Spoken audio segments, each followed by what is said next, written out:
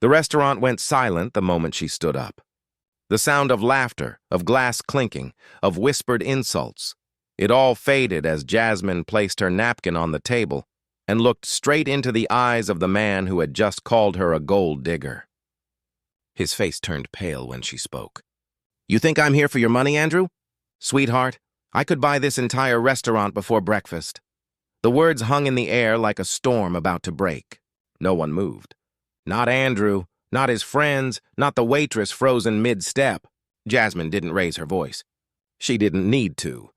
The quiet authority in her tone said everything her designer dress and calm composure didn't.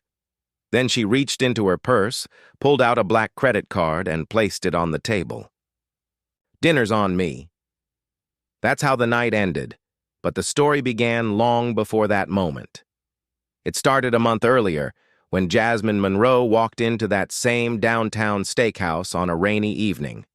She wore a simple gray coat, her hair tied back, no jewelry, no makeup except for a soft lip tint. She'd built an empire in silence, an app that connected local artisans with buyers, now valued at nearly $2 billion. But she hated attention. She'd grown up in a modest neighborhood in Detroit, raised by her grandmother, who taught her that real wealth doesn't shout, it whispers. So when she met Andrew, a charming investment advisor with a bright smile and a polished watch, she didn't tell him what she did. She wanted to be seen for who she was, not what she owned. At first it was nice. He opened doors for her, made her laugh, and told her she was different. But slowly the cracks showed. He'd drop subtle comments about her simple lifestyle. He'd tease her for not wearing designer brands or knowing which country had the most expensive wine. Then one night, she overheard him telling his friends she was sweet, but clearly after a come-up. That's when she decided to play along, to see how deep his arrogance went, like, share and subscribe if you believe in staying humble, because this story proves that kindness and respect are worth more than any fortune. The next evening, she agreed to meet his friends for dinner, the same people who had laughed behind her back. She arrived early, wearing the same understated coat and a calm smile. She ordered water while they ordered champagne. The conversation was full of pretense: stock markets, vacations, luxury cars. Every time Jasmine tried to talk about something real, like charity work or education, they brushed her off. Halfway through the meal, Andrew's friend Lily leaned across the table and smirked. "So, Jasmine, what do you do exactly?" Jasmine smiled. "I run a small company." "A small company?" Lily chuckled. "How small are we talking? Like, Etsy small?" Andrew laughed with them, and something inside Jasmine broke, not from anger but from disappointment. She had seen this before. People judging worth by appearances, respect by wealth, kindness by status. It was the same kind of snobbery that made her grandmother's store fail years ago because it was in the wrong part of town. Jasmine excused herself and went to the restroom. She stood in front of the mirror, staring at her reflection. "Don't stoop to their level," she whispered. "Show them what dignity looks like." When she returned, the laughter at the table had grown louder, the jokes more cruel. Andrew glanced at her and said, "Don't worry, babe. Once I make partner, you'll get used to this lifestyle." That's when she put the napkin down and stood. The room went quiet. "You think I'm with you for your money, Andrew?" she said softly. "You've mistaken humility for weakness, and that's your biggest mistake." Then she revealed everything. "I'm Jasmine Monroe, founder and CEO of Heartline Connect. Maybe you've heard of it.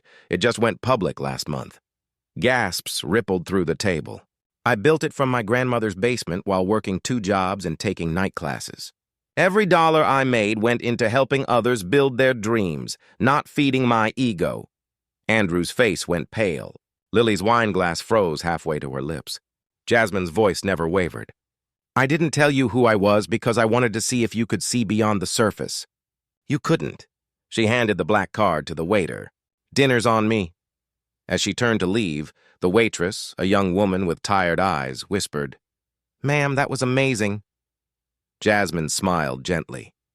"Never let anyone make you feel small because of where you are right now. Sometimes, the richest hearts wear the simplest clothes.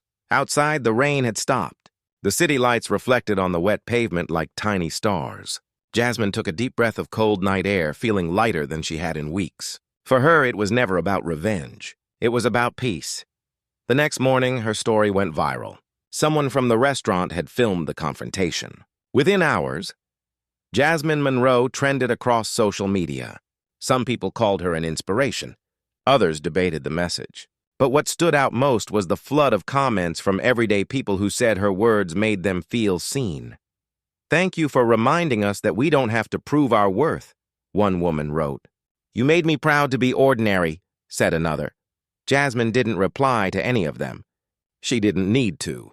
She just went to her office, greeted her team, and continued doing what she'd always done, creating opportunities for people who had none. But this time, something inside her had changed. She realized that her silence had power, but so did her voice. Weeks later, she received an email from Andrew. The subject line read, "I'm sorry." The message was long, full of regret and excuses. She read it once, then deleted it. Some people learn too late that respect is priceless. That weekend, she visited her grandmother's old neighborhood. The streets were still lined with cracked sidewalks and corner stores. Kids played basketball under flickering streetlights. She stopped in front of the building where she grew up, a small brick house with peeling paint. It was for sale. She smiled, made a call, and bought it on the spot. Months later, the building reopened as the Heartline Center, a free learning hub for young entrepreneurs. The sign above the door read, "Built by the hands they once doubted." The day of the opening, Jasmine stood on the porch as kids rushed in carrying laptops and notebooks. A reporter asked her why she created it. She said, "Because I was one of them, and because someone once thought I wasn't enough." The reporter smiled. "And what do you hope people learn here?" Jasmine looked toward the sky, her eyes soft. "That your value isn't measured by what you wear, or who you're with, but by how you treat people when you think no one's watching." As the crowd clapped, Jasmine glanced across the street and saw a young waitress from a nearby diner watching her. Their eyes met for a moment. The girl smiled shyly, then waved. Jasmine waved back, thinking of her grandmother's words echoing like a heartbeat. "Real wealth doesn't shout, it whispers." And in that moment, surrounded by laughter, hope, and sunlight, Jasmine knew she had finally done something louder than money could ever buy.